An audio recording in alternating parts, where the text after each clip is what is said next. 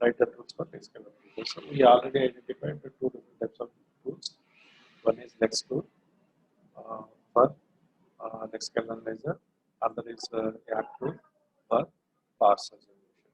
Okay, these two particular tools, so we are going to need to implement using the Linux environment. Okay, you can see these are the tabs also. Even as part of the theory question, Lex tool. Okay, what is the meaning of the Lex programming tool? Lex is nothing but a program or a programming tool. It generates Lexicon Analyzer. So what it means, if you are giving it a small program, it generates various lexicons or tokens as output. Okay. Of course, generally we are using the Lex tool along with the YAC parser generator also. So it is used with YAC parser generator. The Lexical Analyzer is a program, particularly that transforms input stream into sequence of tokens. Input stream into sequence of tokens. What it means of input stream? A program written in any programming language. It reads the input stream and produces source code as output. Through source code only we get the source code as output. Through implementing the Lexical Analyzer in the C program. What is that means? What is the basically it is doing? It is taking C program or any other programming language as input stream of tokens and recognizing into tokens and giving us the tokens as output. Now, what is the functions of this Lex tool? Okay, tool for what is the tool? We identified tool for generating the Lexical Analyzer. Lex is itself is a tool. Lex tool. The name of the tool itself is a Lex. Right. The functions of Lex is the first what it do. First, it identifies Lexical Analyzer, creates a program called as Lex.l in the Lex language. The Lex compiler runs the Lex.l program. The compiler, Lex compiler, not C compiler. The Lex compiler runs the Lex.l program, and who is doing it's creating Lex.l program? Okay, the tool. The firstly Lexical Analyzer is creating the Lex.l program, and the Lex compiler runs this Lex.l program and produces a C program in the form lex.yy.c.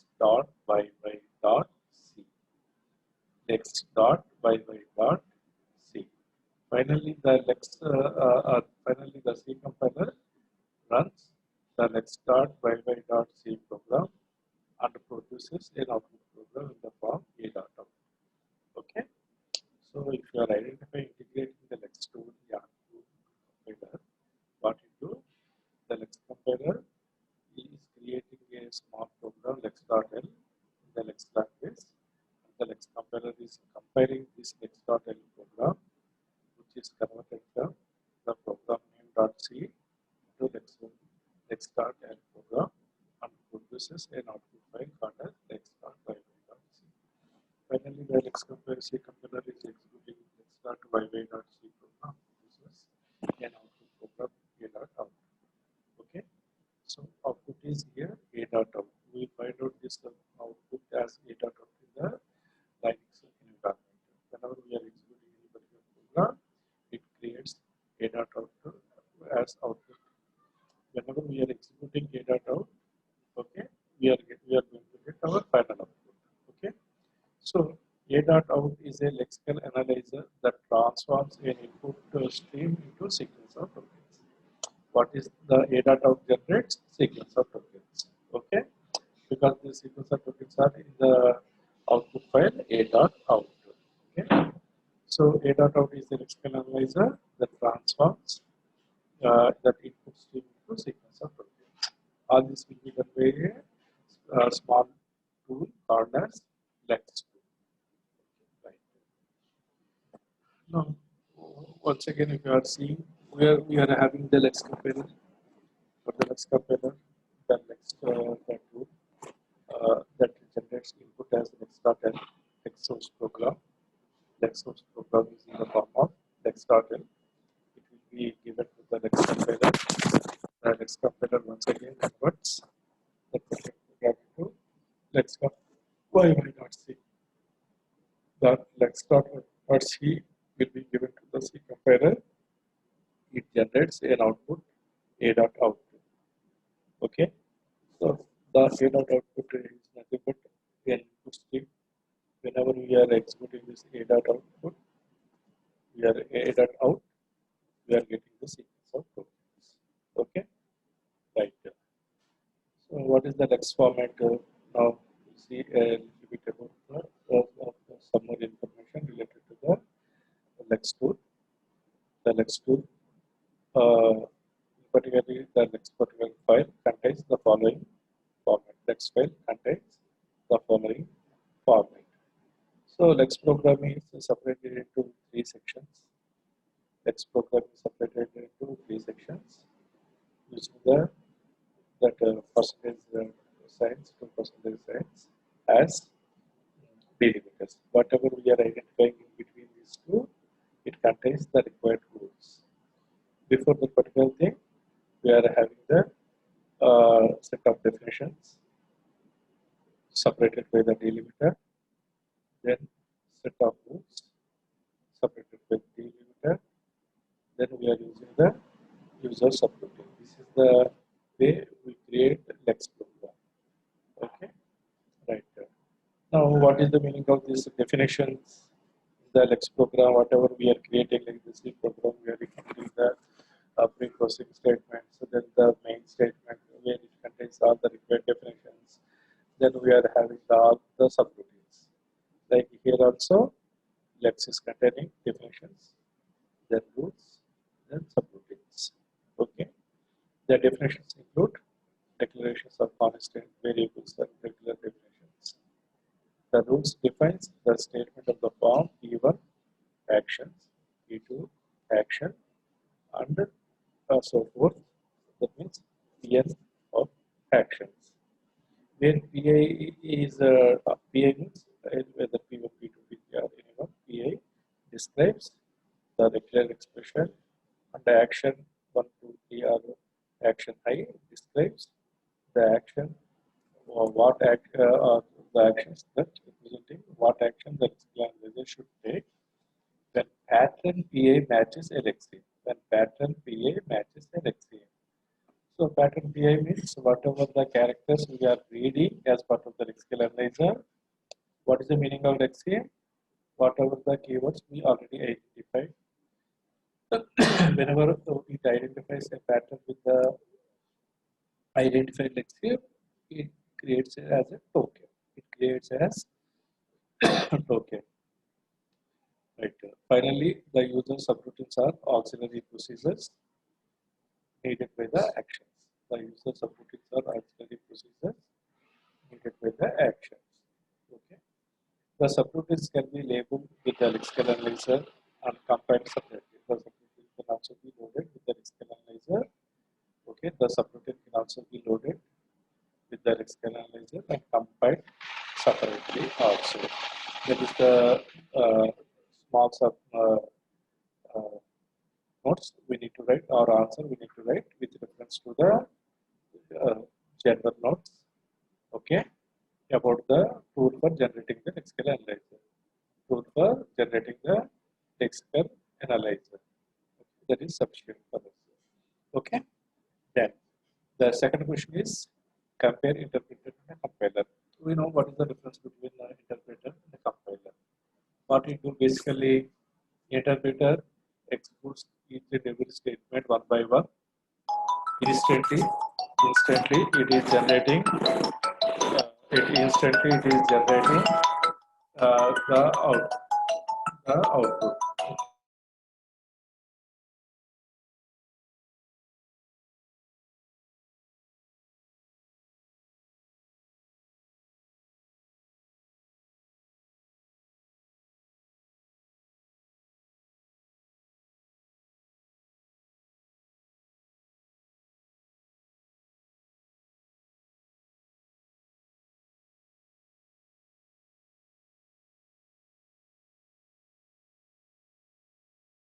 So the difference between interpreter and compiler is interpreter is executing each statement by statement and instantly it is producing the output, whereas the compiler execute all statement at once and generating output at once. Okay. Okay. Now we'll see in a little bit in detail what is the differences between interpreter and a compiler. In the interpreter, translate just one statement of program at a time into the machine code. That means it converts the particular statement's output as machine code instantly. Okay. The compiler scans the entire program and translates the whole of it into the machine code at once. After rectifying all the errors, it is finally generating the machine code at once. Okay. Till the time it will wait. Okay. In the translator, in particularly the interpreter, it takes very less time to analyze the source code because it is executing statement by statement. It is not considering what is the previous input or next output input. Okay. So it generally takes very less time to analyze the source code. However, be careful. The overall time to execute the process is much slower. However, the overall time to execute the process is much slower because it expects after executing each and every statement interaction of the user till that particular time, till that responses, it has to wait. Whereas the compiler takes a lot of time to analyze the source program because it is moving front to back and repeatedly analyzing the statements, optimizing the statements maybe number of times after rectifying all the syntax semantic errors. Okay, finally it is generating output.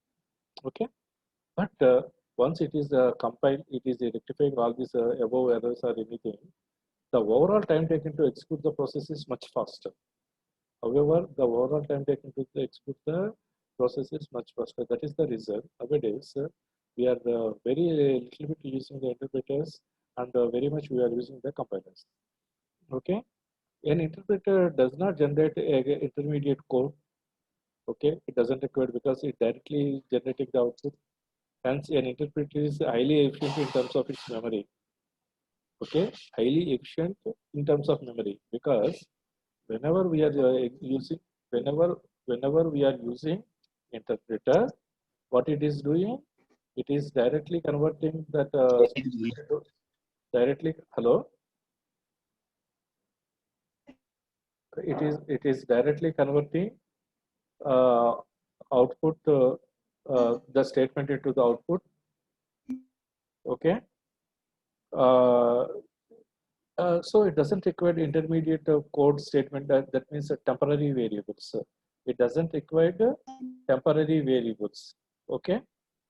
Without the temporary variables, it is directly converting into the output. So it takes less memory.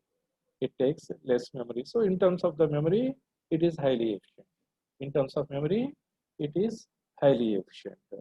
But when come to a compiler always generates intermediate object code. It needs further linking also, linking that particular variables into the memory or registers, and from that memory it has to be executed. So it need memory for temporary variables. It need memory for linking the variables with the memory locations or registers. Hence, it required more memory. Okay, but uh, after getting that intermediate variables, whatever it may be, memory optimization is much better than interpreter. Okay, right there. Keep translating the program continuously till the first error is confronted. If any error is spotted, it stops working, and hence debugging becomes very easy. Okay, in the interpreter, what it is doing, what immediately it is stopping whenever it is identifying any error and it is rectifying that error there itself, then moving to the next one. So debugging are nothing but identifying the error, rectifying the error is very easy. Debugging, what is the meaning of debugging? Debugging is the process of rectifying errors. What is the meaning of debugging? Debugging is the process of rectifying errors. So debugging the errors is very easy in terms of the interpreter, whereas the compiler generates an error message, only after it scans the complete program, and generates all error messages at once. Hence, the debugging is relatively harder while working with the compiler, because we need to, it may generate maybe tens of errors, and at once we need to identify each and every, and we need to remove the errors. Okay, right. The other things are interpreters are used by programming languages like old languages, Basic, Python, or PHP and Ruby like languages. Whereas compiler is used by the programming languages like C, C++, Java. Right.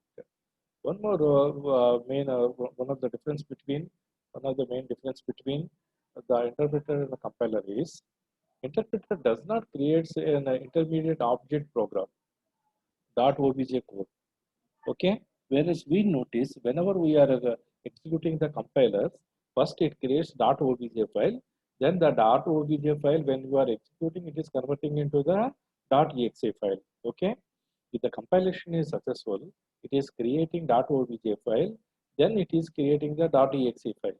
.exe file is nothing but machine code file. .obj file is the intermediate code file.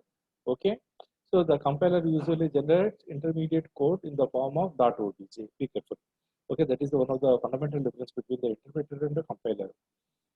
When come to the interpreter, the slower execution of control statements as compared to the compiler, because it has to travel one by one. Okay, whereas the compiler executes as a group. Okay, like a structured programming language, where the interpreter is using go-to statements.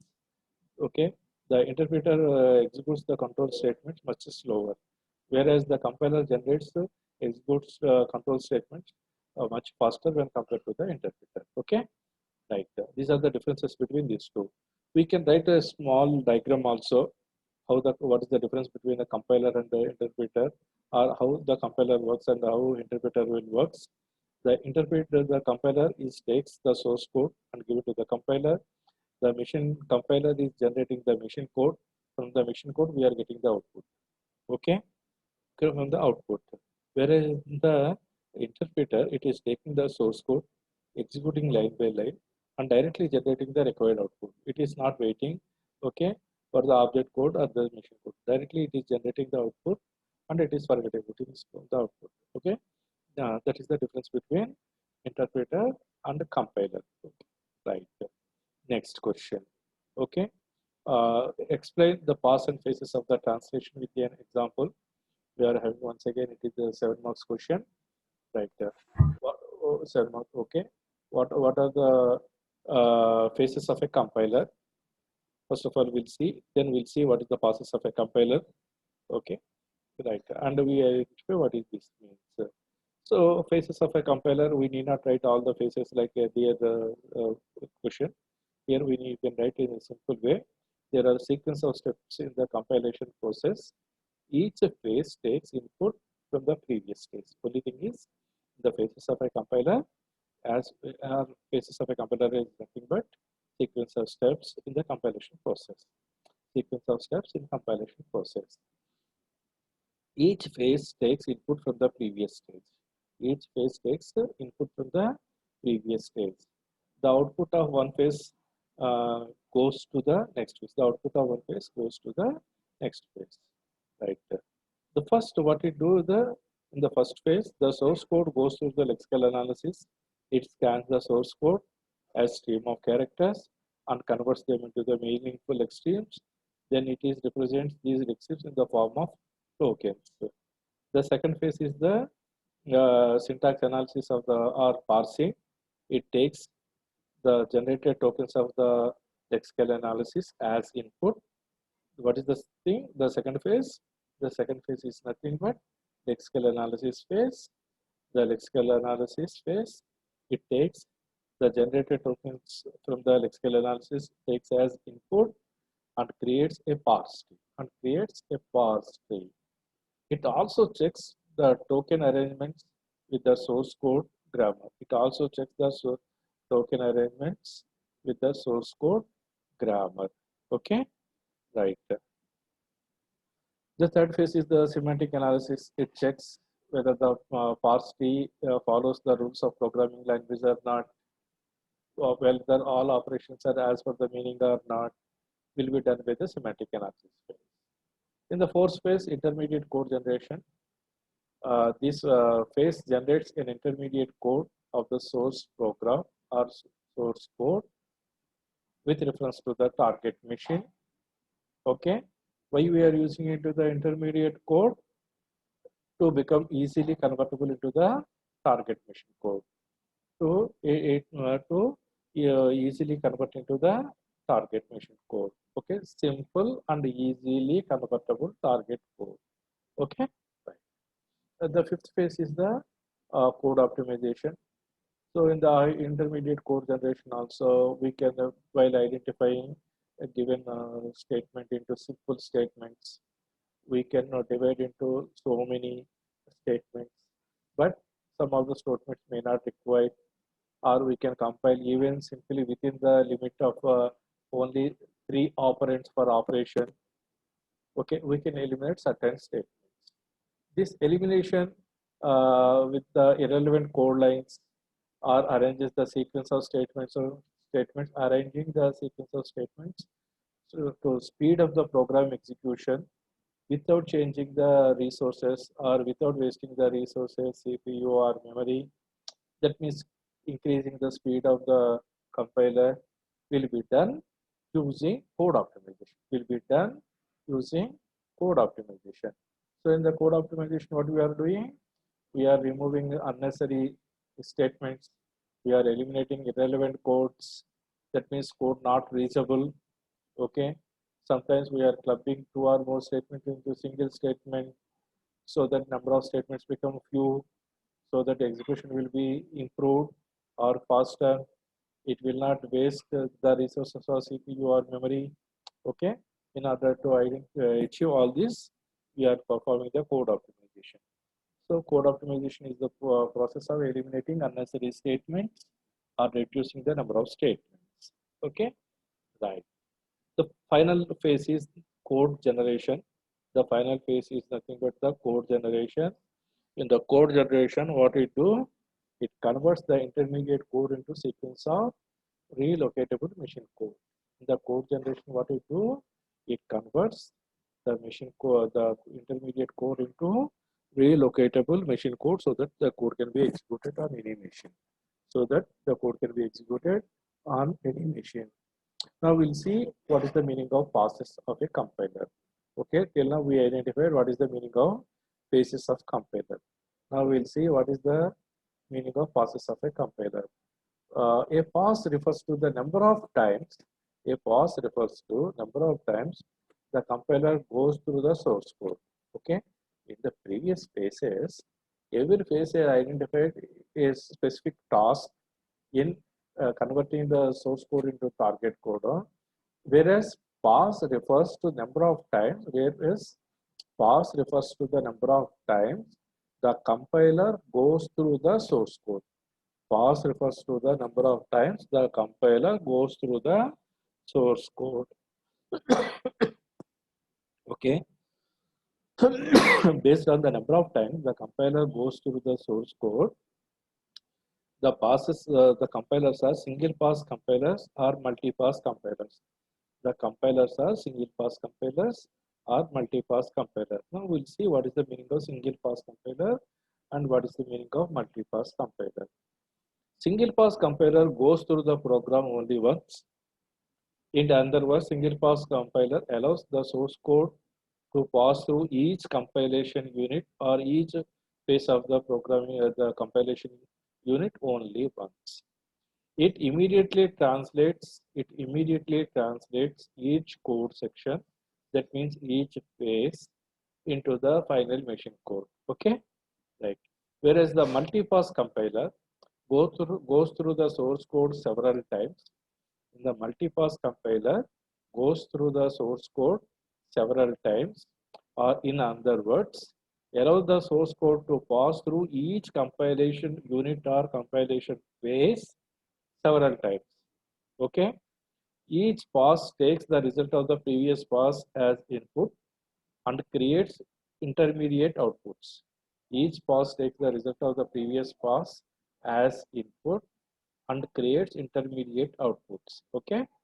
Therefore, the code improves in each step. Okay. We can perform several times the syntax analysis.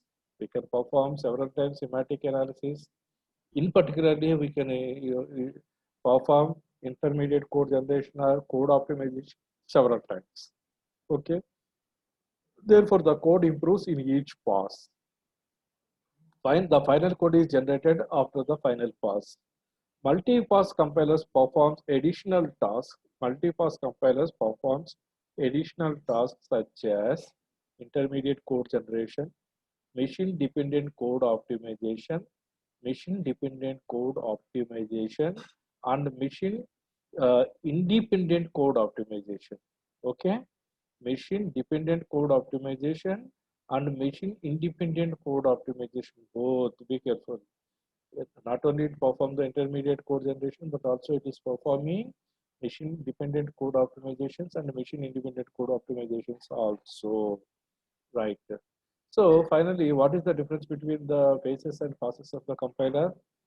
The main difference between phases and passes of a compiler is that passes are the steps in compilation, phases are the steps in compilation process.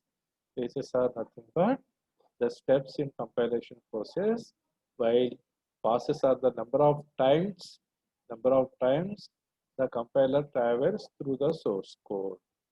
Okay. So the phases and passes are two terms related to the compiler only. The only thing is each it is phases we are doing specific task, whereas the passes we are repeating the same tasks. Okay, right. So once again with the small diagram we can identify what is the difference between these phases of a compiler and the passes of the compiler. In the phases of compiler is nothing but okay, it is the phases are nothing but units or steps in a compilation process, whereas passes of compiler is nothing but total number of times that compiler goes to the source code before converting into the target machine code. Before converting into the target machine code. In the whereas the comes to the phases of compiler, there are 6 main phases in the compilation process. Whereas in the passes, there are single pass and multi-pass compilers. There are single pass and multi-pass compilers. Right. Okay. Finally, the last topic, 5B, explain the concept of bootstrapping. Explain the concept of bootstrapping. What is the meaning of bootstrapping? Okay, because whenever we are creating any compilers, compiler has to include lot of tasks. It has to identify program specific keywords, identify variables, the size, type, all those the semantics, information, data. Okay, it is very difficult to generate a compiler from the scratch. Okay, so like object-oriented programming approach, where instead of starting from the scratch, we are using already created objects. From already created objects, using the analytic concepts, we are generating object-oriented programming. Similarly, bootstrapping using the concept called as bootstrapping. Okay, we can also generate the compilers instead of scratch from available compilers. Okay, from available compilers or draft compilers. Okay, right. What is the meaning of bootstrapping? Bootstrapping is widely used in compilation development or compiler development. Bootstrapping is used to produce self-hosting compilers. Bootstrapping is used to produce self-hosting compilers. The compiler is taking its relevant code as hosting, that means taking its code as input and generating more sophisticated compiler. Okay, a more sophisticated compiler from the uh, same compiler, so from the uh, same type of compiler.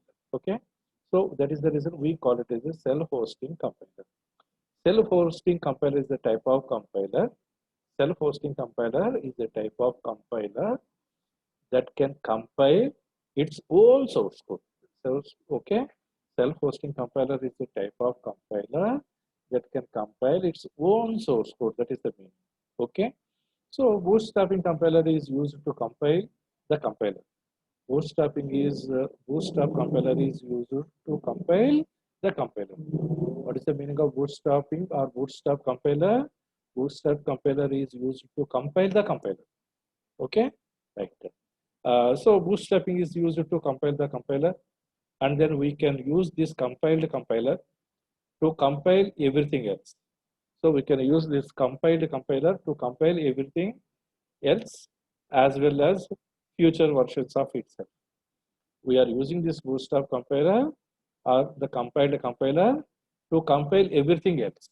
Okay, not only till now, we can use the same thing in future to compile whatever whatever it left. Okay, so bootstrapping compiler is used to compile the compiler, and that can be used compiled compiler to compile everything else as well as the future versions of itself. Okay, right. So nothing but the bootstrapping compiler is taking a input as the same compiler, maybe same source code, and generating one more sophisticated compiler of the same type as output. Okay, taking compiler as input, generating compiler as output. Okay, right. So a compiler can be characterized by the three languages. We call it as a source language, and T is nothing but the target language. I is the implementation language. Okay, we call this the T diagram. This T diagram, okay, we are using the source language, implementation language, and target language. Okay, we are representing this T diagram with the compiler S of C. C means compiler, implementation language, target language. For the source S, target S, implemented in I language. Okay, right. So follow some steps to produce a new language L. Whenever you want to generate a new language L for the machine M, okay, some steps to be followed, okay, to produce a new language L for machine language L. Machine A is nothing but the first step is create a bootstrap compiler SCAA for subset. Okay, what it means? The target language is nothing but implementation language. The target language is nothing but source language. Okay, because using the same compiler, we are compiling the program, the source compiler, and generating the same type of compiler. Okay, so the S of the desired language, L using the A, okay, that compiler runs on the machine A. That compiler executes on the machine A. So the target machine language is nothing but the machine on which we are going to execute.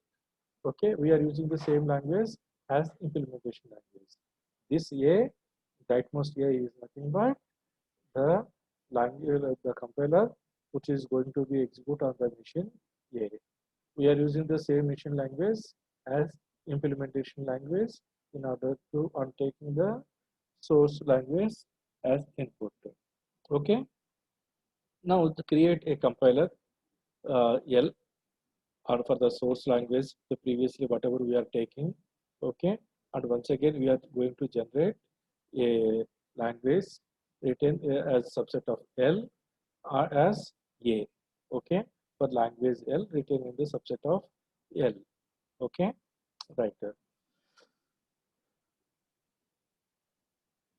So what we are doing here in order to identify, after identifying this bootstrapping, identifying the source language for target language and implementing